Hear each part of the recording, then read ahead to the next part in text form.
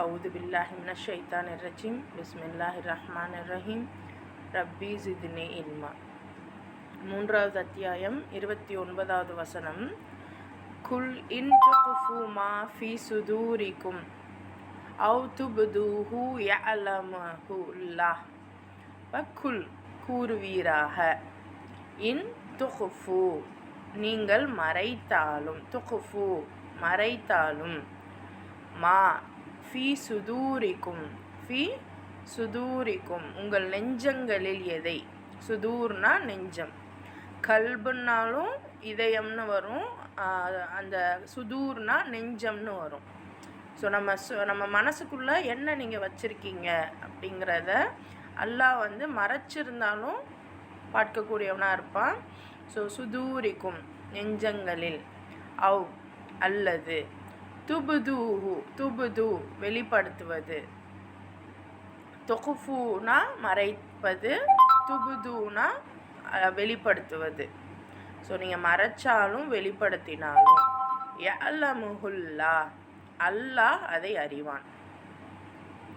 வயஅலமு மாஃபிஸ் சமாவாத்தி இன்னும் சமாவாத்னா வானங்களில் உள்ளதையும் அல்லாஹ் அறிவான். வமாஃபில் அர்தி இன்னும் பூமியில் உள்ளதையும்.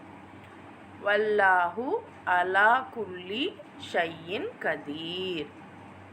ஸோ அலா குல்லி ஷையின் கதீர் வந்தாவே நமக்கு புரிஞ்சிடணும் எல்லா பொருட்களின் மீதும் அல்லாஹ் பேராற்றல் உடையவன் அப்படின்னு. இப்போ இந்த ஆயத்தில் அல்லாஹ் என்ன சொல்கிறான்னா, நபியே மக்களை எச்சரிக்கை செய்யுங்க. உங்களின் நெஞ்சங்களில் இருப்பதையும் நீங்கள் மறைத்து வைப்பதையும் அல்லாஹ் நீங்கள் அதை வெளிப்படுத்தினாலும் மறைச்சு வச்சாலும். கேட்கவே இல்லைங்க சிஸ்டர். எதுவுமே கேட்கலையா? ஒரு 5 நிமிஷம் அப்படியே பிரேக் ஆயிடுச்சுங்க சிஸ்டர்.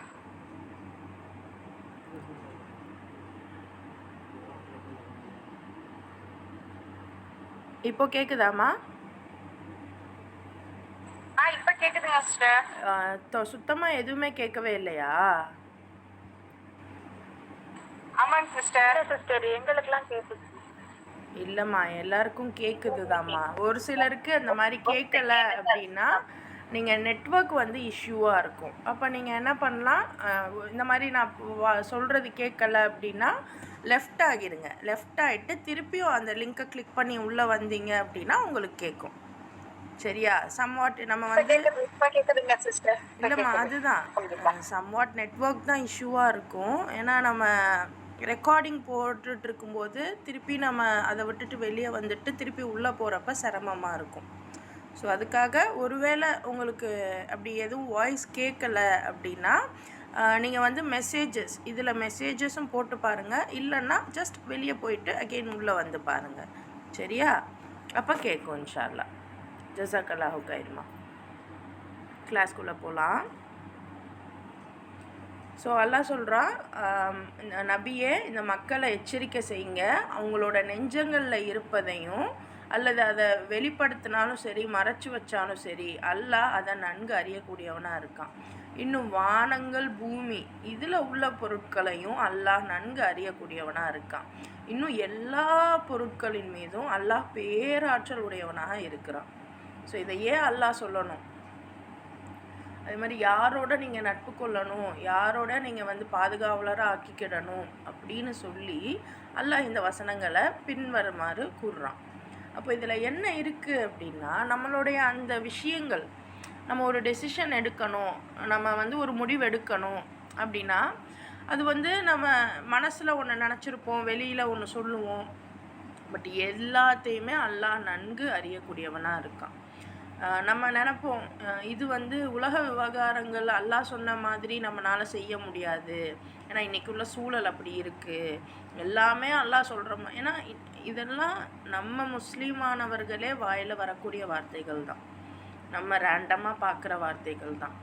ஸோ அப்போ இந்த மாதிரியான வார்த்தைகள்லாம் அல்லாஹ்க்கு இதிலலாம் என்ன, இதெல்லாம் வந்து குரான் படி நம்ம செய்ய முடியுமா? பிஸ்னஸ்லாம் குரான் படி நம்ம செய்ய முடியுமா?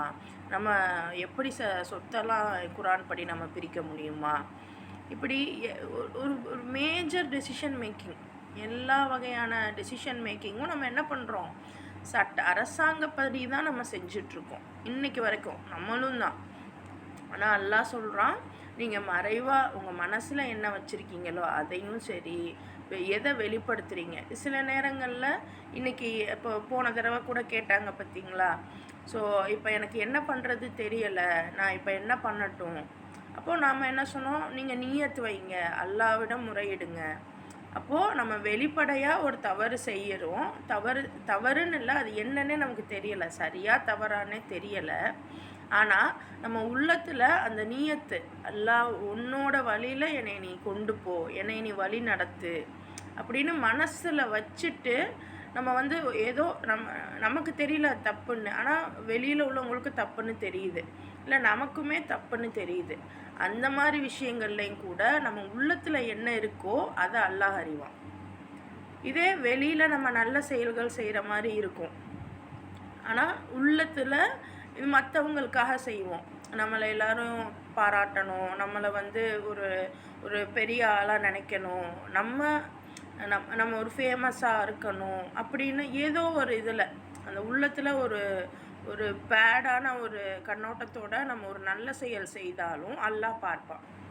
ஸோ மறைக்கிறதும் அவனுக்கு மறையாது, வெளிப்படுத்தினாலும் அவன் நன்கு அறியக்கூடியவனாக இருக்கான். இன்னும் அவனுடைய ஆற்றலையும் சொல்கிறான். வானத்தில் பூமியில் இருக்கிற எல்லாத்தையுமே அல்லாஹ் அறியக்கூடியவனாக இருக்கான். எல்லா பொருட்களும் நீங்கள் எதெல்லாம் உங்கள் லைஃப்பில் வருதோ, எந்தெந்த விஷயங்களெல்லாம் நம்ம கடந்து வரோமோ, எந்தெந்த விஷயங்களையெல்லாம் நம்ம நோக்கி போகிறோமோ, எல்லாவற்றின் பேராற்றலும் அல்லாஹ் ஒருவனுக்கே உடையது. ஸோ அதையுமே இங்கே அல்லாஹ் குறிப்பிட்றான். அடுத்த ஆயத்து பாருங்கள்.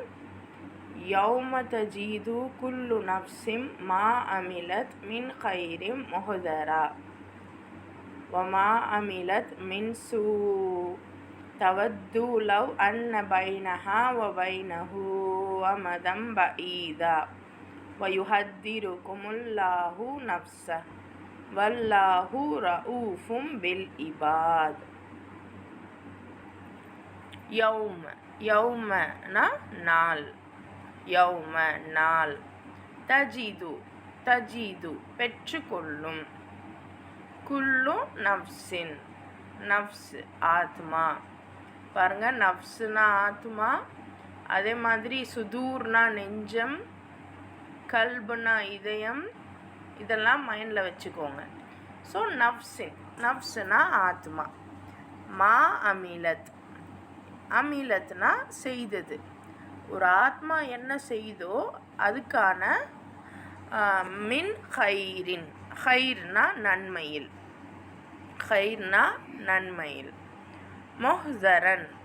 முஹ்தரன் சமர்ப்பிக்கப்பட்டது, வமா அமிலத் மின் சூஇன் தவத்து, நன்மை செய்ததையும் சமர்ப்பிக்கப்பட்டுரும்.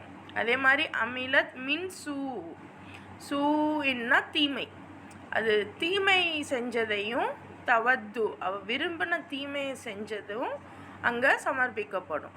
லவ் இருக்க வேண்டுமே, அன்ன பைனஹா அதற்கு மத்தியில், வபைனஹு இன்னும் அதற்கு மத்தியில், அமதம் பஈதா அமதம்னா தூரம், பஈதா நீண்ட தூரம், வயுஹத்திருக்கும் இன்னும் உங்களை எச்சரிக்கிறான், யுஹத்திர் அப்படின்னா எச்சரிக்கிறான், அல்லாஹு நஃப்ஸஹு வல்லாஹு, நஃப்ஸஹு இங்கே தன்னை. ஸோ நஃப்ஸுங்கிறது நம்மளுடைய ஆன்மா, இன்னும் நம்ம இதெல்லாம் குறிக்குது. வல்லாஹு இன்னும் அல்லாஹ், ரഊஃபும் மிக இரக்கமுடையவன், பில் இபாதி அடியார்களிடம். ஸோ ஒவ்வொரு ஆத்மாவும் தான் செய்த நன்மைகளும் தான் செய்த தீமைகளும் சமர்ப்பிக்கப்பட்டதை காணும் நாள் வந்தே தீரும். ஸோ அல்லாஹ் சொல்கிறான், ஒவ்வொரு ஆன்மாவுமே செஞ்ச நன்மை தீமை, ஏன்னா அல்லாஹ் அதுக்கு முன்னாடியே சொல்லிட்டான், மனசில் உள்ளதையும் நீங்கள் வெளிப்படுத்துகிறதையும் நான் நல்லா தெரிஞ்சுப்பேன் அப்படிங்கிறான். அப்போது மனசில் உள்ளது வெளிப்படுத்தினதை வச்சு நம்ம இந்த உலகத்தில் என்ன செஞ்சோமோ அதைத்தான் வந்து என்னது அல்லாஹ் வந்து ஒட்டு மொத்தமாக சமர்ப்பிக்கப்பட்டு அதை வந்து தீர்ப்பு கொடுப்பான். ஸோ அந்த ஒரு நாள் வந்து கண்டிப்பாக வரும். அப்போ அந்தோ தனக்கும் அந்நாளுக்கும் இடையே மிக தூரமான இடைவெளி இருந்திருக்க கூடாதா என மனிதன் ஆவலுருவான். ஸோ இந்த அந்தோ அப்படிங்கிறதுலாம் வந்து தமிழ் இலக்கணப்படி அந்த சோகமாக இருக்கிறதுக்கு சொல்கிற வார்த்தை. ஸோ அந்த மாதிரி இந்த மனிதன் வந்து ஒரு சோகமாக ஒரு கை சேதப்பட்டதாக எனக்கும் இந்த நாளுக்கும் இடையே ரொம்ப தூரம் இருந்திருக்கக்கூடாதா. ஸோ இன்றைக்கும் நம்ம நினப்போம், நம்ம ஏதாவது பண்ணியிருப்போம் சின்ன வயசில், அதை பற்றின விசாரிப்பை அத்தை அம்மா எதுவும் நம்மளை விசாரிக்க போகிறாங்க அப்படின்னா, இன்றைக்கி கேட்கக்கூடாது, நாளைக்கு கேட்கக்கூடாது, நாளன்னைக்கு அப்படின்னு அதை நம்ம போஸ்ட்போன் பண்ண நினப்போம். ஸோ அதே மாதிரி இந்த ஒரு தீர்ப்பு நாளையுமே வந்து இதுவாவது சின்ன விஷயம், நம்மளை அந்த அளவுக்குலாம் வந்து வீட்டில் வந்து இது பண்ணிட மாட்டாங்க. ஆனால் அல்லாஹ்விடம் வந்து நம்ம செய்த ஒவ்வொரு நன்மை தீமைகளும் இங்கே நம்ம வந்து பொய் சொல்லி தப்பிச்சுக்கிடலாம். இங்கே அட்லீஸ்ட் அவங்க வந்து என்ன சொல்கிறது, அப்படியே மாறுபடுத்தியாவது தப்பிச்சுக்கிடலாம், மறைச்சி தப்பிச்சுக்கிடலாம். ஆனால் கியாமத்தில் அந்த நாளில் ஒவ்வொரு விஷயமுமே வந்து வெளிப்படுத்தப்பட்டு அல்லாஹ் வந்து நமக்கு முன்னாடி வைக்கும்போது நம்ம வந்து என்ன பண்ணுவோம், கை சேதப்பட்டவர்களாக இந்த நாள் எங்களை விட்டு தூரமாக இருக்கக்கூடாதா அப்படின்னு ஆசைப்படுவோம். அல்லாஹ் தன்னை பற்றி உங்களை எச்சரிக்கிறான். மேலும் அல்லாஹ் தன் அடிமைகள் மீது மிகவும் இரக்கமுள்ளவனாய் இருக்கிறான். அல்லாஹ் இரக்கமுள்ளவன் தான். ஆனால் யார் மீது இரக்கம் படுறான் அப்படின்னு பார்த்தீங்கன்னா அவனுடைய அடிமைகள். அப்போ அவனுடைய அடிமைகள் யாராக இருக்கணும், அவன் சொன்ன ஒவ்வொரு விஷயத்தையுமே நம்ம கரெக்டாக ஃபாலோ பண்ணுறவங்களாக இருக்கணும். அப்படி இருந்தால் தான் அவனுடைய இரக்கம் நமக்கு கிடைக்கும். அப்போ நம்ம சிந்திச்சு பார்க்கணும், நம்ம அவனுடைய அடிமைகளாக இருக்கோமா, இல்லை அவனுக்கே எஜமானன் மாதிரி நம்ம பிஹேவ் பண்ணுறோமா. ஏன்னா சின்ன சின்ன விஷயங்களும் நமக்கு தெரியாத அளவுக்கு நம்மளை வந்து திருப்பி விட்டுட்டாங்க. இது சரி இது தப்பு அப்படின்ற அளவுக்கு கூட நம்மளை புரிஞ்சிக்க முடியாத அளவுக்கு நம்ம திரும்பி இருக்கோம். ஆனால் உண்மையிலேயே நம்ம நிதானமாக சிந்திச்சு பார்க்கையில், எல்லாம் நீ தானே எனக்கு ரப்பு, நான் உனக்கு ரப்பு மாதிரி பிஹேவ் பண்ணுறேனே அப்படின்னு தோணும். ஸோ ஒவ்வொரு நேரமும் நம்ம நிதானமாக நம்மளை அல்லாஹ்க்கு ரப்பு மாதிரி நம்ம எப்படி பிஹேவ் பண்ணுவோம் அப்படின்னா, அல்லாஹ்வுடைய அமானிதம் தானே நம்ம குழந்தைங்க. அவங்கள என்னமோ நமக்கு கீழே தான் அவங்க நம்ம சொல்கிறது எல்லாத்தையுமே அவங்க ஃபாலோ பண்ணியே ஆகணும். அந்த அளவுக்கு அவங்கள வந்து நம்ம ஸ்ட்ரிக்டாக ஃபாலோ பண்ணுவோம், ஸ்ட்ரிக்டாக இது பண்ணுவோம். அதே மாதிரி நம்ம வீட்டில் வேலை பார்ப்பாங்க, அவங்களையும் நம்ம அப்படி செய்யலாம். முக்கியமாக வேலை பார்க்குற அளவுக்கு கூட நம்ம வீடுகளில் யாரும் இல்லை அப்படின்னாலும் நம்ம குழந்தைங்கள நம்ம வந்து ஆளுமை பண்ணுவோம். ஆனால் அல்லாஹ் சொல்கிறான், ஒவ்வொருத்தவங்களுக்கும் ஒவ்வொரு வரைமுறை வச்சு குறிப்பிட்டு சொல்லி கொடுக்குறான். அப்போ அந்த மாதிரி நம்ம பிஹேவ் பண்ணாமல் அவனுடைய அடிமைகள் வேறு யார் மீதும் நம்ம ஆதிக்கம் செலுத்துகிறோம் அப்படின்னா, அப்போ அந்த இடத்துல அல்லாஹ்வுக்கு நம்ம எஜமானனாக ஆக முயற்சி பண்ணுறோன்னு அர்த்தம். மிக கவனமாக நம்மளுடைய செயல்களை நாம் பரிசோதிச்சுக்கிட்டே வரணும். இப்போ அப்படி இருக்கக்கூடிய அல்லாஹ்வுடைய அடிமைகள் மீது தான் நம்ம இரக்கமுள்ளவனாக அல்லாஹ் வந்து இரக்கமுள்ளவனாக இருப்பான். ஸோ அப்போ குழந்தைங்கள கண்டிக்கவே கூடாதா? அப்படி கிடையாது. கரெக்டாக எதுக்கு நமக்கே நம்ம மனசுக்கே அது தெரியும். மற்றவங்க சொல்லணும்னு அவசியமே இல்லை. நம்ம கல்புக்கு நம்ம சுதூருக்கு தெரியும் என்ன பண்ணுறோம் அப்படின்னு. அப்போ அதுவே சொல்லும், ஒரு கட்டத்துக்கு மேலே நீ ஓவராக போகிற அப்படின்னு. இவங்க நிறைய தாய்மார்களை நான் பார்த்துருக்கேன்.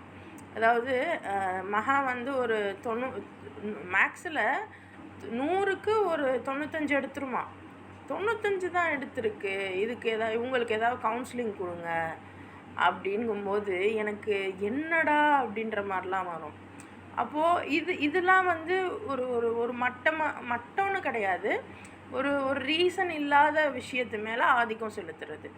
இதே நம்ம யாராவது லீவு ஸ்கூல் கூட பரவாயில்ல, நீ வந்து ஓது ஃபஸ்ட்டு, நீ வந்து தொழுக போ, இது பண்ண, அப்படி யாராவது நம்ம சொல்லியிருக்கோமா? இல்லை. ஆனால் ஒரு மார்க்கில் ஒரு 5 மார்க் ஒரு 2 மார்க் குறைஞ்சிருச்சுன்னா நமக்கு வந்து அது ஒரு பெரிய இஷ்யூ ஆகுது. அந்த பிள்ளைய விட்டுட்டா கூட நம்ம வந்து போட்டு அதை பாடாப்படுத்துகிறோம் பர்ஃபெக்டாக இருக்க சொல்லி. ஆனால் அல்லாஹ் நம்மளை இவ்வளோ விஷயங்களை கொடுத்தும் நம்ம பர்ஃபெக்டாக இல்லைல்ல. அப்போது கரெக்டாக அல்லாஹ்வுடைய அடிமைகள் நம்ம.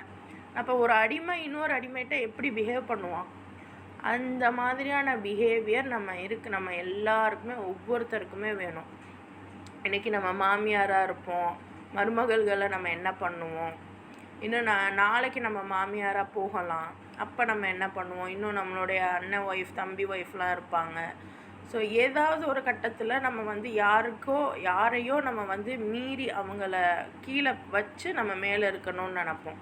ஸோ இதெல்லாம் வந்து நம்ம வந்து சிந்திக்கணும். ஸோ அல்லாஹ் வந்து தன்னுடைய அடிமைகள் மீது அல்லாஹ்வுடைய இரக்கம் வேணும்னா நம்ம அடிமைகள் மாதிரி இருக்கணும். கவனமாக அதுக்காக ரொம்ப நம்மளுடைய செல்ஃப் எஸ்டீமை குறைச்சிக்கிடணும்னு இல்லை. அதுதான் இஸ்லாம் எப்போவுமே நடுநிலைமையாக இருக்க சொல்லும். ரொம்ப வந்து நீங்கள் உங்களை வந்து ரொம்ப வளைச்சாலும் அது தப்பு. அதுவுமே வந்து ஒரு விதமான சுயநலம் தான். ரொம்ப உங்களை தாழ்வு மனப்பான்மை இருக்குது, நமக்கு தாழ்வு மனப்பான்மை அதிகமாக இருக்குன்னா அதுவும் ஒரு வகையான சுயநலம் தான். அப்போ தான் நமக்கு வந்து அவங்க கரிசனம் கொடுப்பாங்க, கரிசனம் காட்டுவாங்க அப்படின்னு உங்களை நீங்களே தாழ்ந்து எடை போட்டுக்கிறது, அல்லது உங்களை நீங்களே உயர்த்தி எடை போட்டுக்கிறது. இது ரெண்டுமே மீசான். அல்லாஹ் அடிக்கடி மீசான் தான் சொல்லுவான். சரியாக நிறுத்திக்கோங்க, அளவை வந்து சரியாக நிறுத்திக்கோங்க. அப்படின்னா ரொம்ப ஏறவும் கூடாது, ரொம்ப இறங்கவும் கூடாது, நடுநிலைமையாக இருக்கணும். ஸோ அந்த மாதிரியான ஒரு கரெக்டான ஆட்களை தான் அல்லாஹ் இரக்கமுள்ளவனாக இருக்கிறான். அடுத்த ஆயத்து பாருங்கள். குல் இன் குன்தும் துஹிப்பூனல்லாஹ, கூறுவீராக, இன் குன்தும் துஹிப்பூனல்லாஹ், அதாவது அல்லாவை நீங்கள் நேசிப்பீங்கன்னா துஹிப்பு நேசிப்பீர்கள், ஃபத்தபிஊனி என்னை பின்பற்றுங்கள், யுஹ்பிபுகுமுல்லாஹு யுஹ்பிபுக்கும் அப்படின்னா உங்களை நேசிப்பான். ஹபீப் சொல்லுவோம் இல்லையா, அந்த ஹபீப் தான் இங்கே அந்த கரெக்டாக அந்த ப்ரொனவுன்சியேஷன்லாம் அரபியில் மாறும். சரியா? ஸோ யுஹ்பிபுக்கும்னா உங்களை நேசிப்பான். அல்லாஹ் வயகுஃபிர் லக்கும் இன்னும் மன்னிப்பான், துனூபக்கும் உங்கள் பாவங்களை, வல்லாஹு கஃபூருர் ரஹீம். பாருங்கள், மன்னிப்பான்னு வந்தாவே அல்லாஹ்வுடைய லவ்வை நம்ம எதிர்பார்த்துடலாம். ஸோ ரஹீம் அப்படின்னா கருணையாளன், அதையும் தாண்டி அல்லாஹ்வுடைய அந்த லவ், அதை நீங்கள் வந்து மனசில் வைங்க. ஏன்னா ரஹீம் அப்படின்னா அந்த அவனுடைய அந்த பாசம். ஸோ அல்லாஹ்வுடைய அந்த பாசம் எப்போ கிடைக்கும் அப்படின்னா அவன் நம்மளை மன்னிக்கும் போது கிடைக்கும். அவன் எப்போ மன்னிப்பான் அப்படின்னா அல்லாவை ஃபாலோ பண்ணும்போது. அல்லாவை ஃபாலோ பண்ணணுன்னா நபி ஸல்லல்லாஹு அலைஹி வஸல்லம் ஃபாலோ பண்ணணும். அப்போ அல்லாஹ் சொல்கிறான், நபியே மக்கள்கிட்ட நீங்கள் சொல்லுங்கள், நீங்கள் அல்லாவை நேசிப்பீங்க, நீங்கள் அல்லாவை நேசிக்கிறவர்களாக இருக்கீங்க அப்படின்னா என்ன நீங்கள் பின்பற்றுங்க. அதாவது நபி ஸல்லல்லாஹு அலைஹி வஸல்லம் பின்பற்றணும். அப்படி பின்பற்றினா அல்லாஹ் நம்மளை நேசிப்பான், மேலும் உங்களுடைய பாவங்களையும் மன்னிப்பான். அல்லாஹ் மன்னிப்பு வழங்குபவனாகவும் பெரும் கருணையுடையவனாகவும் இருக்கிறான். அப்போது அல்லாஹ் இதெல்லாம் செய்ய சொல்லிட்டு தான் பாவ மன்னிப்பை நான் தருவேங்கிறான். ஒரு அடிமையாக தன்னுடைய அடிமைக்கு இரக்கம் அளிப்பேங்கிறான்.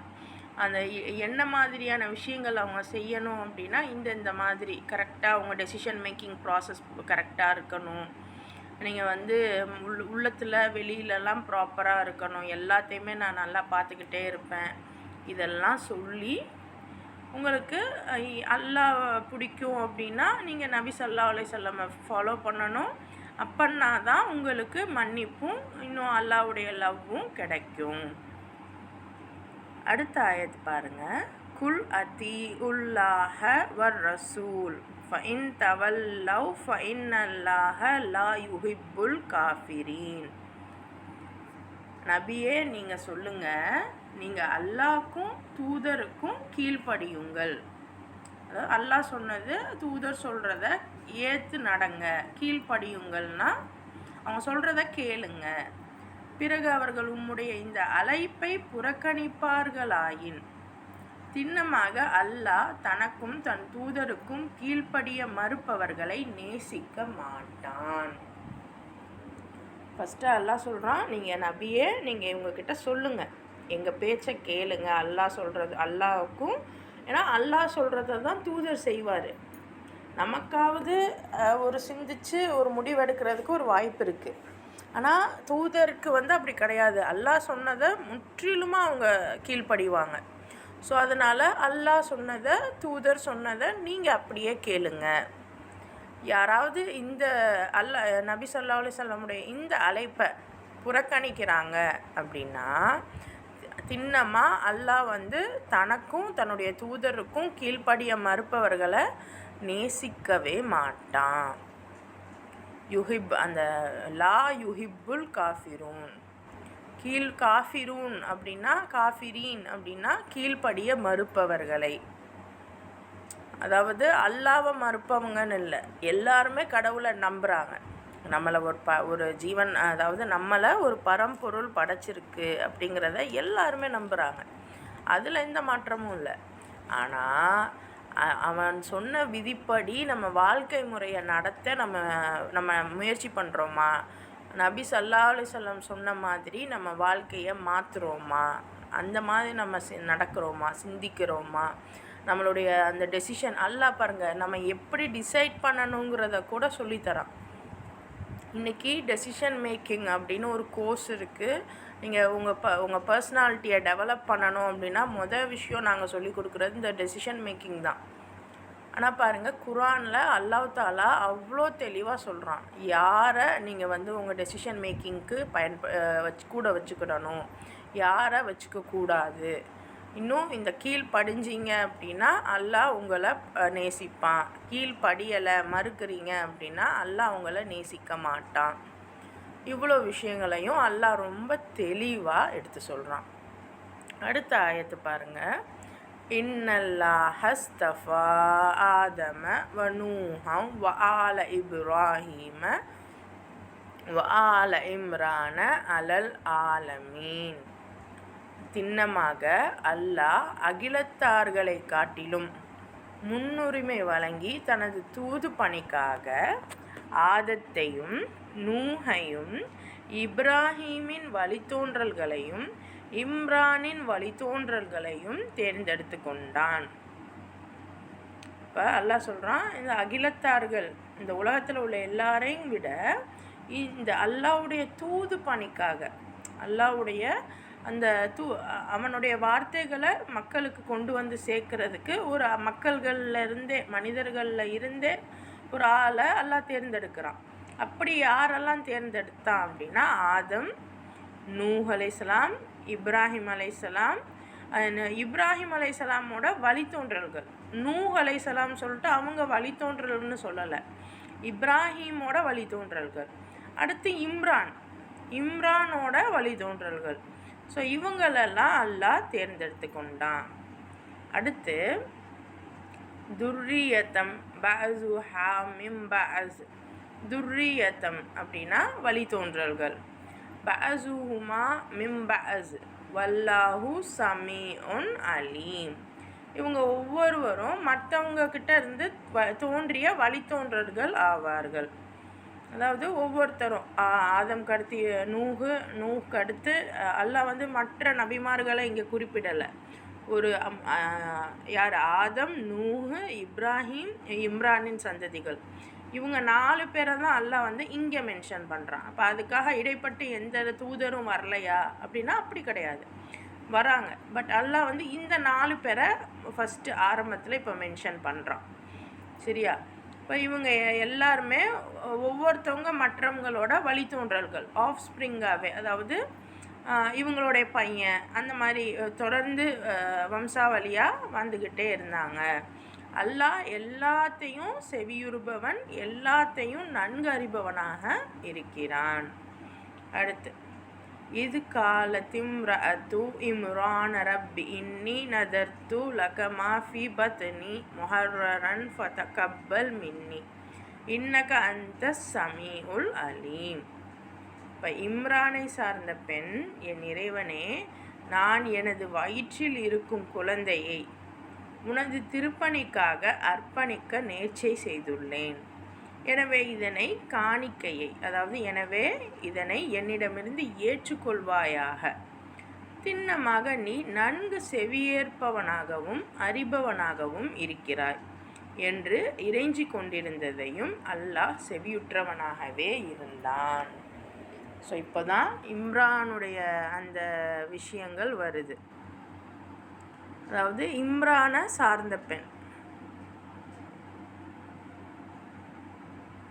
ஸோ இங்கே பாருங்கள், அதாவது டிரான்ஸ்லேஷன் வரும்போது இம்ரானை சார்ந்த பெண்ணுன்னு வருது. சார்ந்த பெண்ணா நம்ம டக்குன்னு எப்படி யோசிக்கிறது? ஆனால் அதுக்கு தான் நம்ம இந்த டிரான்ஸ்லேட்டை கொஞ்சம் பார்க்கணுங்கிறது. அம்ராத்னா மனைவி, சரியா? அப்போ இம்ரானுடைய மனைவி இறைவன்கிட்ட கேட்குறாங்க, நத்தர்த்துனா நேர்ச்சையும் செய்கிறாங்க. பத்னினா வயிற்றில் இருக்கக்கூடிய அந்த கருவை, வயிற்றில் உள்ளதை, முஹர்ரன்னா அர்ப்பணிக்கப்பட்டதாக, ஃபதகப்பல் கபுல் ஏற்றுக்கோ என்னிடமிருந்து, இன்னக்க அந்த ஸமீஉல் அலீம். அப்போ இம்ரானுடைய மனைவி இறைவன்கிட்ட சொல்கிறாங்க, என்னுடைய வயிற்றில் உள்ள குழந்தைய உன்னோட பணிக்காக நான் அர்ப்பணிக்க நேர்ச்சி செய்கிறேன். அதனால் இதை ஒரு காணிக்கை மாதிரி என்கிட்டேருந்து இதை நீ ஏற்றுக்கோயா அல்லா அப்படின்னு அவங்க இறைவனுக்காக இந்த பெண்ணை நான் என்னுடைய இந்த கருவை நான் ஒப்படைக்கிறேன். ஸோ இன்றைக்கி நம்ம அந்த இதிலெல்லாம் பார்க்குறோம் இல்லையா, அநேகமாக படங்களில் பார்த்தது உண்டு. ஆனால் உண்மையிலேயே ஒரு இறைவனுக்காக அர்ப்பணிக்கிறது அப்படின்னா இறைவனுடைய வழிப்படி அது நடக்கும் அந்த குழந்தை. ஸோ அதற்காகத்தான் இறைவனுடைய அந்த சட்டதிட்டங்களை ஃபாலோ பண்ணுறதுக்கு அது ரிலேட்டடாக அந்த குழந்தை அது பாடுபடும். ஸோ அதுதான் இம்ரானுடைய மனைவியும் நியத் வைக்கிறாங்க.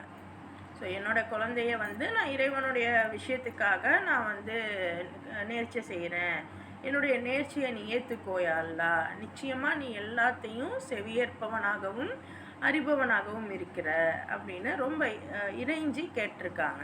ஸோ இதை அல்லாஹ் நன்கு செவியுற்றவனாக இருக்கிறான். அதை அவங்க அன்னைக்கு கேட்டதை இன்னைக்கு அல்லாஹ் சொல்லி காமிக்கிறான்.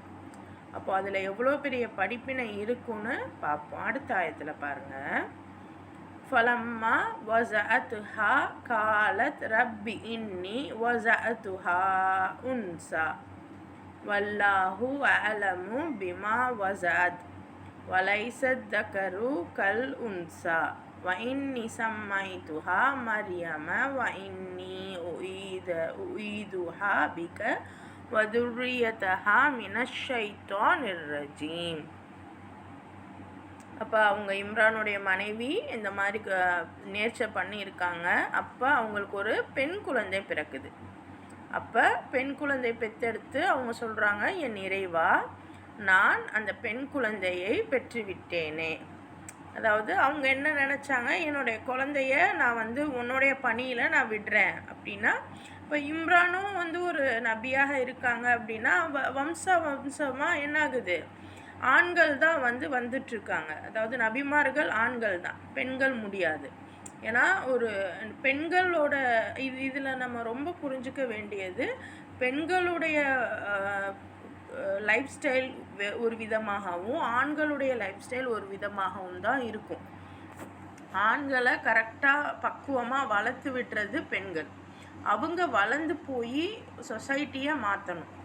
ஸோ அப்போ பெண்களும் சொசைட்டியை மாற்றணும் அப்படின்னு வந்துட்டா யார் வந்து அந்த குழந்தைங்களை வளர்த்தெடுக்கிறது? ஸோ அதனால அல்லாஹ் கரெக்டாக பிரித்து 2 பேருக்கும் வேலையை கொடுத்துருக்கான். ஸோ இந்த பெண் அந்த இம்ரானுடைய மனைவி என்ன நினச்சிருப்பாங்க, ஒரு ஆண் நம்மளுடைய வாரிசு. ஏன்னா நபிகளுக்கெல்லாம் ஒவ்வொரு நபிமார்களுடைய மகன் தான் வந்து என்னது இதுவாக இருப்பாங்க, அடுத்த நபியாக வருவாங்க.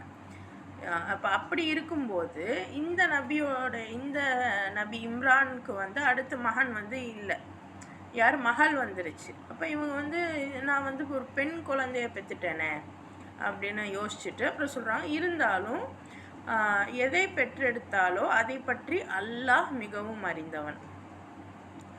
மேலும் ஆண் குழந்தை பெண் குழந்தையை போல் அன்று, நான் அக்குழந்தைக்கு மரியம் என பெயர் சூட்டியுள்ளேன். மேலும் நான் அக்குழந்தைக்காகவும் அதன் வருங்கால வழித்தோன்றலுக்காகவும் சபிக்கப்பட்ட ஷைத்தானின் தீங்கினை விட்டு உன்னிடம் பாதுகாப்பு தேடுகிறேன். அப்போ அவங்க சொல்கிறாங்க, நான் வந்து பெண் குழந்தைய பெற்றுட்டேன், நிச்சயமாக ஆண் குழந்தை மாதிரி பெண் குழந்தை இல்லை, இருந்தாலும் நான் அந்த குழந்தைக்கு மரியம்னு பேர் வைக்கிறேன். இன்னும் அந்த குழந்தைக்காக, ஏன்னா இப்போது இது வந்து அல்லாஹ் ஏன் குறிப்பிடுறான் அப்படின்னா, அந்த டைமில் கிறிஸ்டியானிட்டி ரொம்பவே ஒரு ரோம் சாம்ராஜ்யம் முழுவதும் கிறிஸ்டியானிட்டி தான் நபி ஸல்லல்லாஹு அலைஹி வஸல்லமுடைய பீரியடில்.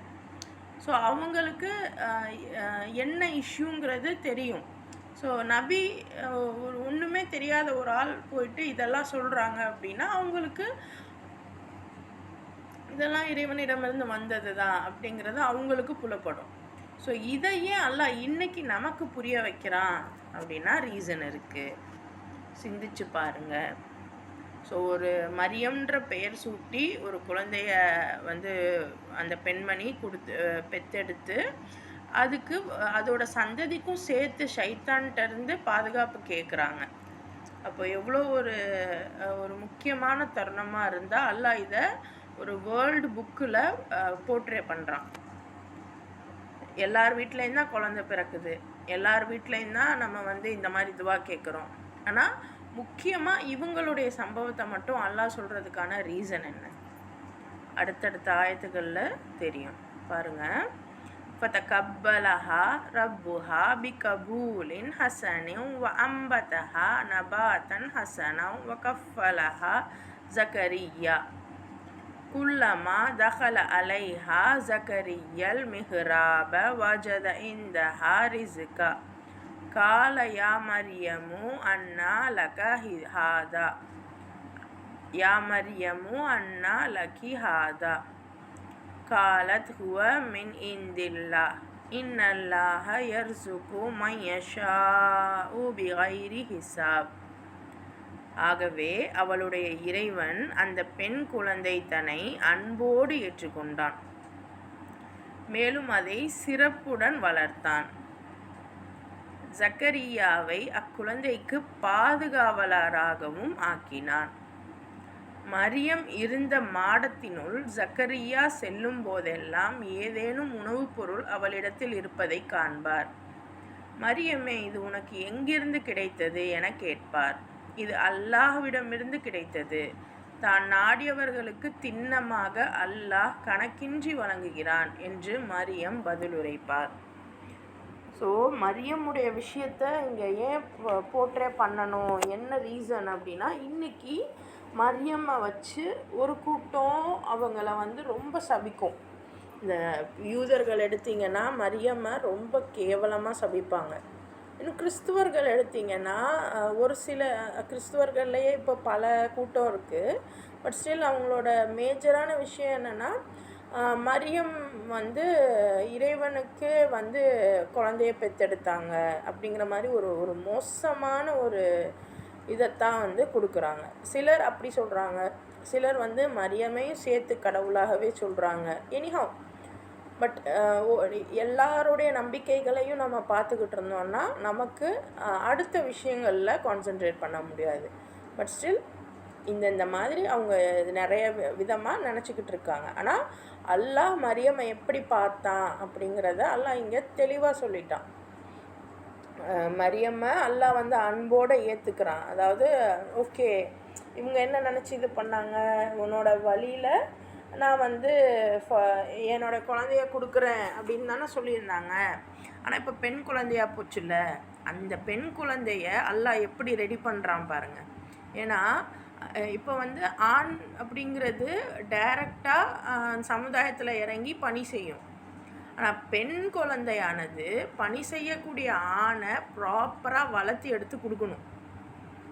அப்போ அவங்கள விட நல்ல ஒரு ஒரு நல்ல ஒரு குணாதிசயம் அந்த பெண்ணுக்கு இருக்கணும். கரெக்டா? அப்போ அந்த மாதிரி அந்த பெண்ணை அல்லாஹ் ஏற்றுக்கிட்டு, ஏன்னா அவங்க மூலமாக தான் இப்போ ஈசா வரப்போகிறாங்க.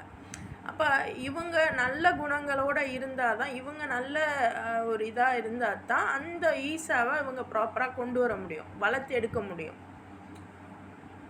ஸோ அதை மீன் பண்ணி தான் அல்லாஹ் பாருங்கள் மரியமுக்கு எந்த அளவுக்கு சொகுசு அதாவது அவன் நாடுறவங்களுக்கு நாடுற விஷயத்த கணக்கில்லாமல் தருவான். அந்த அவங்களுடைய மிஹ்ராபில், அதாவது மரியமுக்குன்னு ஒரு இடம் ஒதுக்கப்பட்டு அங்கே வந்து ஜக்கரியாவையும் வந்து பாதுகாவலராக வச்சு அல்லாஹ் வந்து ஏற்படுத்தியிருக்கான். அந்த டைமில் ஜக்கரியா எப்போ மரியம்மை பார்க்க போனால் அவங்களுடைய அந்த கூடத்தில் ஏதாவது ஒரு பழம், அங்கே ஒரு ஒரு சீசனே இல்லாத ஒரு உணவாக இருக்கும். அந்த மாதிரி இருக்கிறத பார்க்கும்போது ஆச்சரியப்படும்போது மரியம் சொல்லுவாங்க, இது அல்லாஹ் கிட்டேருந்து எனக்கு கிடச்சது, அல்லாஹ் தான் நாடுபவர்களுக்கு திண்ணமாக கணக்கில்லாமல் வழங்குவான் அப்படின்னு பதில் சொல்லுவாங்களாம்.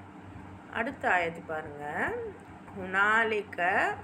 ஹுனாலிக தஆ ஜக்கரியா ரப்ப கால ரப்பி ஹப்லி மின் லதுன்க துர்ரியத்தன் தய்யிபா இன்னக சமீஉத் துஆ. அங்கு இந்நிலையை கண்ட ஜக்கரியா தம் இறைவனிடம் இறைஞ்சினார், என் இறைவனே, எனக்கு தூய ஒரு வழித்தோன்றலை உனது ஆற்றலால் வழங்குவாயாக. நிச்சயமாக நீயே பிரார்த்தனையை செவியேற்பவன்.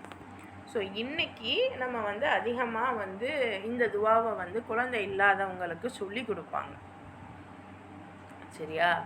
ஆனால் நல்லா சிந்திச்சு பாருங்கள், ஜக்கரியா எந்த இடத்துல ஏன் இதை கேட்குறாங்க. இப்போ ஜக்கரியாவுக்கு ஒரு ஒரு வாரிசு வேணும் அப்படின்னா அல்லாஹ் தான் இவங்களை ஆல்ரெடி இவங்களுக்கு பொறுப்பாக தான் விட்டுருக்கான். பட் ஸ்டில் ஜக்கரியா வந்து ஒரு விஷயத்தை கேட்குறாங்க. அதுவும் இந்த அந்த இவங்க மரியம் சொல்கிறாங்க இல்லையா, இந்த இடத்துல அல்லாஹ் தான் நாடுபவங்களுக்கு தருவான் அப்படின்னு. ஸோ அதை இது பண்ணிட்டு அல்லாஹ்கிட்ட இவங்க கேட்குறாங்க, எனக்கு ஒரு சந்ததியை கொடு, தூய ஒரு வழித்தோன்றல் மிக முக்கியம், தூய வழித்தோன்றலை கொடு, உனது ஆற்றலில் எனக்கு கொடு, நிச்சயமாக ப்ரேயர்ஸ் எல்லாத்தையுமே நீ கேட்கக்கூடியவன் தான் அப்படின்னு ஜக்கரியா துவா கேட்குறாங்க. ஃபனாதத்துஹுல் மலாயிகத்து வஹுவ காயிமு யுஸல்லி ஃபில் மிஹ்ராபி அன்னல்லாஹ யுபஷ்ஷிருக பியஹ்யா முசத்திகம் பி கலிமத்திம் மினல்லாஹி வ சய்யிதம் வ ஹசூரம் வ நபிய்யம் மினஸ் சாலிஹீன். இப்போ அல்லாஹ்கிட்ட இவங்க துவா கேட்டுட்டாங்க. அதுக்கு மறுமொழியாக இவங்களுடைய மிஹ்ராப்லேருந்து தொழுதுட்ருக்காங்க. ஸோ ஜக்கரியா தொழுதுகிட்டு இருக்கும்போது வானவர்கள் வந்து குரல் கொடுக்குறாங்க, என்னென்னா அல்லாஹ் வந்து உமக்கு யஹ்யா அப்படிங்கிற மகனை கொண்டு நிச்சயமாக நற்செய்தி சொல்கிறான். அவர் அல்லாவிடமிருந்து வரப்போகும் ஒரு வாக்கினை மெய்ப்படுத்தக்கூடியவராய் விளங்குவார். மேலும் அவரிடம் தலைமைத்துவம் மற்றும் மகத்துவத்தின் பண்புகள் காணப்படும். மனக்கட்டுப்பாடு கொண்டவராகவும் இருப்பார். நபித்துவம் அருளப்பட்டவராகவும் இருப்பார். மேலும் ஒழுக்க சீலர்களில் ஒருவராகவும் திகழ்வார். ஸோ மரியம்மை பற்றி பேசிட்டு அல்லாஹ் ஸ்டாப் பண்ணிட்டான். அடுத்து ஜக்கரியாவை பற்றி பேசுகிறான். ஜக்கரியா இந்த மாதிரி தூய வழித்தோன்றல் கேட்குறாரு. அப்போ வந்து அவருக்கு என்ன ஆகுது, அவருடைய மாடத்தில் தொழுகும்போது இந்த மாதிரி அல்லாஹ் வந்து ஒரு வானவர்கள் வந்து மறுமொழி சொல்கிறாங்க, என்னென்னா அல்லாஹ் வந்து உனக்கு யஹ்யா அப்படிங்கிற மகனை கொண்டு நற்செய்தி கூறுறான். அவங்களுடைய பண்பு எப்படியாப்பட்டதாக இருக்கும் அப்படின்னா, ரொம்ப மனக்கட்டுப்பாடாக கொண்டவராகவும் நபித்துவம் பெற்றவராகவும் இருப்பார், ரொம்ப ஒழுக்கமுடையவராக இருப்பார் அப்படின்னு நற்செய்தி சொல்கிறாங்க. அடுத்த ஆயத்து பாருங்க. கால ரப்பி அன்னா யகூனு லீ குலாமு வகத் பலகனியல் கிபரு வம்ரஅதி ஆக்கிர் கால கதாலிகல்லாஹு யஃப்அலு மா யஷா. இப்போ ஜக்கரியா கேட்குறாரு, என் இறைவா, எனக்கு எப்படி குழந்தை பிறக்கும்? நானோ முதுமை அடைந்து விட்டேன், என் மனைவியோ மலடியாய் இருக்கிறாள். அதற்கு இறைவன், இவ்வாறே நடைபெறும், அல்லாஹ் தான் நாடுகின்றவற்றை செய்தே தீருவான் என்று பதிலளித்தான். ஸோ நல்லா பாருங்கள், ஜக்கரியா அலைஹிஸ்ஸலாமுடைய அந்த இதுவும் ரொம்ப நாளாக அவருக்கு குழந்தை இல்லை தான். ஆனால் அவர் இந்த அவர் வயசானப்புறம் அப்போ இதுக்கு முன்னாடி அவர் கேட்கலையா? ஆனால் அதெல்லாம் அல்லாஹ் குறிப்பிடலை. வயசான டைமில் ஒரு மகவை கேட்கும்போது, அதுவும் அந்த அந்த இடத்துல மரியம் அலைஹிஸ்ஸலாம் ஒரு விஷயம் பேசுகிறாங்க, அதுக்கப்புறம் இவரும் கேட்குறாரு.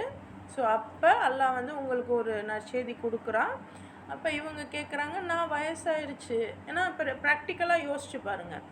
ப்ராக்டிக்கலாக பார்க்கும்போது எனக்கு வயசாயிருச்சு, என் மனைவியும் இப்படி இருக்கா, எப்படி எங்களுக்கு குழந்தை பெற முடியும் அப்படின்னு கேட்கும்போது அல்லாஹ் சொல்கிறான், தான் நாடுகின்றவற்றை அல்லாஹ் செய்தே தீருவான். ஸோ இதெல்லாம் பின்னாடி ஒரு இதில் பிரதிபலிக்கும். ஸோ வயசான ஒரு ஒரு தம்பதிக்கு அல்லாஹ் குழந்தைய ஃபஸ்ட்டு கொடுத்துட்டான். சரியா? அடுத்த ஆயத்து பாருங்கள். கால ரப்பிஜ் அல்லி ஆயா கால ஆயத்துக்க அல்லா துகல்லிமன் நாச சலாசத ஐயாமின் இல்லா ரம்ஸா வதுகுர் ரப்பக கசீரம் வசப்பிஹ் பில் அஷியி வல் இப்கார். அதற்கு அவர், என் இறைவனே, எனக்கு ஒரு அடையாளத்தை நிர்ணயம் செய்.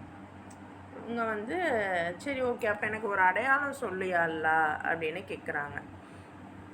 அதுவும் பணிந்து கேட்குறாங்க. இது மெயின்.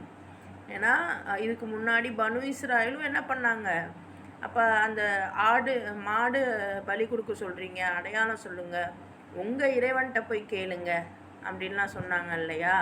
ஆனால் இவரும் அடையாளம் கேட்குறாரு, ஆனால் பணிந்து கேட்குறாரு. இது வித்தியாசம் உண்டு. ஸோ மாதிரி பணிவாக கேட்கும்போது அப்போ அல்லாஹ் சொல்கிறான், நீங்கள் 3 நாட்கள் வரைக்கும் மக்கள்கிட்ட பேச முடியாது, கைகளால் தான் பேசுவீங்க, அதை செய்கை பண்ண முடியுமே ஒழிய உங்களால் பேச முடியாது.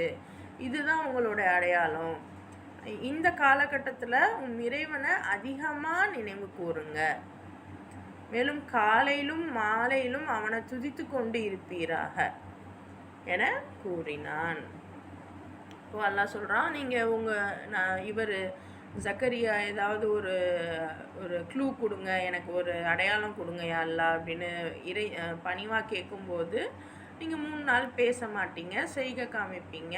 இந்த டைமில் நீங்கள் அதிகமாக இறைவனை நினைவு கூறுங்க, காலையிலும் மாலையிலும் அவனையே நீங்கள் துதித்து கொண்டே இருங்க அப்படின்னு சொல்லிட்டு அல்லாஹ் சொல்கிறான். அடுத்த ஆயத்து பாருங்கள். வைது காலத்தில் மலாஇகத்து யா மரியமு இன்னல்லாஹ ஸ்தஃபாகி வதஹர்ரகி வஸ்தஃபாகி அலா நிசாஇல் ஆலமீன். அப்போ ஃபஸ்ட்டு இவர் வயசாயிருச்சு, குழந்தையே பிறக்க முடியாத சுச்சுவேஷனு. அவருக்கும் அல்லாஹ் சொல்கிறான், உனக்கு யஹ்யான்ற புள்ள மகன் வருவான் அப்படின்னு. அடுத்து அதே நேரம் வானவர்கள் கூறினார்கள், இது காலத்தில் மலாஇக்கத்தி, மேலும் அந்நேரம் வந்தபோது வானவர்கள் கூறினார்கள், மரியமே, திண்ணமாக அல்லாஹ் உன்னை தேர்ந்தெடுத்து தூய்மையாக்கினான், மேலும் அகிலத்து பெண்கள் அனைவரினும் உனக்கு முதலிடம் அளித்து தனது திருப்பணிக்காக உன்னை தேர்ந்தெடுத்து கொண்டான். ஸோ இந்த கான்செப்டை வச்சு தான் இன்றைக்கி கன்னியாஸ்திரிகள் அதிகமாக போகிறாங்க. ஆனால் உண்மையிலே அல்லாஹ் ஒவ்வொரு கல்ச்சர், ஒவ்வொரு நபிமார்களுக்கும் ஒவ்வொரு டிஃப்ரெண்ட் அவங்க கல்ச்சர், அவங்களுடைய வாழ்க்கை முறைக்கு தகுந்தாப்புல சட்டத்திட்டங்கள் கொஞ்சம் முன்பின்னாக வரும். இது இயல்பு தான். ஏன்னா இப்போ ஒவ்வொரு இதில் பார்க்கலாம் நம்ம.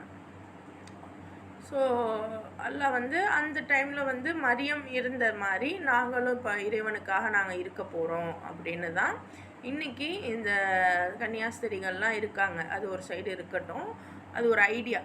இதனால் இந்த ரீசனில் தான் இவங்க இப்படி இருக்காங்கன்னு நம்ம புரிஞ்சுப்போம், அவ்வளோதான். பட் அதுக்கும் நமக்கும் சம்மந்தம் இல்லை. ஸோ மரியமே திண்ணமாக அல்லாஹ் வந்து உங்களை தேர்ந்தெடுத்திருக்கான். ஏன்னா பாருங்கள், அவங்க ஒரு மிஹ்ராப்லேயே இருக்காங்க. அவங்களுக்கு தேவையானது எல்லாமே அல்லாஹ் கொடுக்குறான். எப்படி பனு இஸ்ராயலுக்கு எல்லாமே கொடுத்து வச்சுருந்தான், அதே மாதிரி இவங்களையும் எல்லாமே கொடுத்து அவங்கள ஒரு ஒரு அல்லாஹ்வுடைய திருப்பணிக்காக தேர்ந்தெடுத்து வச்சுருக்கான். அப்போ என்ன பணி இவங்க செய்ய போகிறாங்க பாருங்கள். யா மரியமுக் நுதி லிரப்பிக வஸ்ஜுதி வர்கஇ மஅர் ராக்கியின். மரியமே, உன் இறைவனுக்கு முற்றிலும் வழிபட்டு நடப்பாயாக, மேலும் சஜ்தா செய்வாயாக. அவனது திருமுன் பணிபவர்களுடன் சேர்ந்து நீயும் பணிவாயாக. இப்போ மரியம்மை அல்லாஹ் என்ன சொல்கிறான், இறைவனுக்கு முற்றிலுமாக நீ வந்து கட்டுப்பட்டு நட. வஸ்ஜுது, அந்த சஜ்தா அப்படின்னாவே முற்றிலுமாக காலில் விழுந்துடணும். அப்படின்னா நம்ம டைரெக்டாக காலில் விழுகிறதுன்னு இல்லை. சஜ்தாங்கிறது அந்த சஜ்தா பண்ணுறதுன்னு இல்லை. சொல்கிற விஷயங்கள் எல்லாத்தையுமே கட்டுப்பட்டு நடக்கிறது. என்ன சொன்னாலும் சரி, என்ன சொன்னாலும் சரி சரி சரி சரிங்கிறதுக்கு மறுவார்த்தை இல்லாமல் செய்கிறது. சரின்னு சொல்கிறது மட்டும் இல்லாமல் அதை செஞ்சு முடிக்கணும். ஸோ அல்லாஹ்க்கே முற்றிலும் நீ கட்டுப்பட்டு நட. அதே மாதிரி இன்னும் சஜ்தா செய், அவன் சொல்கிறத நீ செய். அதே மாதிரி யாரெல்லாம் அவனுக்கு முன்னாடி பணிஞ்சு இருக்காங்களோ அவங்களோட சேர்ந்து நீயும் பணிஞ்சிரு அப்படின்னு மரியமுக்கு வஹி வருது. ஸோ நபி ஸல்லல்லாஹு அலைஹி வஸல்லம்க்கு மட்டும்தான் வஹி வந்தது. ஆனால் இதற்கு முன்னாடி, அவங்க காலத்துக்கு முன்னாடிலாம் சாதாரண ஆட்களுக்கும் கூட வஹி வரும். அந்த அசரீரி மாதிரி இருக்கும். ஸோ அப்படி மரியம் அலைஹிஸ்ஸலாமுக்கும் வருது. அடுத்த ஆயத் பாருங்கள்.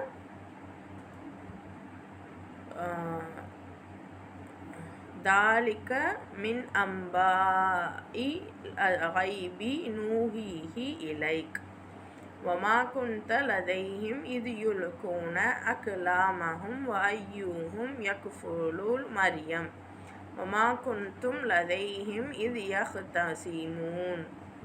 நபியே, இவை யாவும் மறைவான செய்திகள். இவற்றை உமக்கு வஹி மூலம் நாம் அறிவிக்கிறோம். வழிபாட்டிலத்தின் பணியாளர்களான அவர்கள் தங்களில் யார் மரியத்திற்கு பொறுப்பு ஏற்பவர் என்று முடிவு செய்ய தத்தமது எழுதுகோள்களை எரிந்து கொண்டிருந்த போது அவர்களிடையே நீர் இருக்கவில்லை. மேலும் அவர்கள் வாக்குவாதம் செய்து கொண்டிருந்த நேரத்திலும் அவர்களிடையே நீர் இருக்கவில்லை. பாருங்கள், அல்லாஹ் சொல்கிறான், இது வந்து மறைவான விஷயத்தை நான் உங்களுக்கு சொல்கிறேன். ஸோ அவங்கக்கிட்ட என்ன பிரச்சனை நடந்துச்சு, மரியத்துக்கு யார் பொறுப்பேற்கிறது அப்படின்னு பார்க்குறப்ப அவங்க எழுத்துக்கோள்களை அந்த யார் ஏதோ ஒரு இதை போட்டு அதை ஒன்று எடுத்து சூஸ் பண்ணுறவங்க, அவங்களுக்கு தான் வந்து யார் பேர் வருதோ, யாரோட எழுத்துக்கோள் வருதோ அவங்க தான் வந்து இவங்களை பாதுகாக்கணும் அப்படிங்கிற மாதிரி ஏதோ ஒரு ஒர்க் அங்கே நடந்திருக்கு. ஸோ அது வந்து நடக்கும்போது நபியை நீங்கள் அங்கே இல்லை. இன்னும் வாக்குவாதம் செய்து கொண்டிருந்த நேரத்திலும் அவங்க வாக்குவாதம் வேறு, அங்கே பிரச்சனை வேறு ஓடிக்கிட்டு இருந்திருக்கு மரியமுடைய விஷயத்தில். ஸோ அந்த டைமில் நீங்கள் அங்கே இல்லை, ஆனால் அதை நான் உங்களுக்கு சொல்கிறேன் அப்படின்னு சில விஷயங்களை அல்லாஹ் சொல்ல முன் வரான். ஸோ இன்ஷா அல்லாஹ் அடுத்து வரக்கூடிய நாட்களில் அல்லாஹ் என்னென்ன விஷயங்கள் மரியம் அலைஹிஸ்ஸலாம் பற்றின விஷயங்கள் கூறுறான் அப்படிங்கிறத நம்மளும் பொறுத்திருந்து கவனிப்போம். அல்ஹம்துலில்லாஹ், இன்றைக்கி நிறைய விஷயங்கள் தெரிஞ்சுக்கிட்டோம். இன்ஷா அல்லாஹ் இன்னும் அல்லாஹ்வுடைய பாதையில் அல்லாஹ்வுடைய வார்த்தைகளை புரிந்து கொள்ளக்கூடிய, இன்னும் அதை சிந்திக்கக்கூடிய ஆற்றலை அல்லாஹ் தஆலா நம் அனைவருக்கும் வழங்குவானாக. அஸ்ஸலாமு அலைக்கும் வரஹ்மத்துல்லாஹி வபரகாத்துஹு.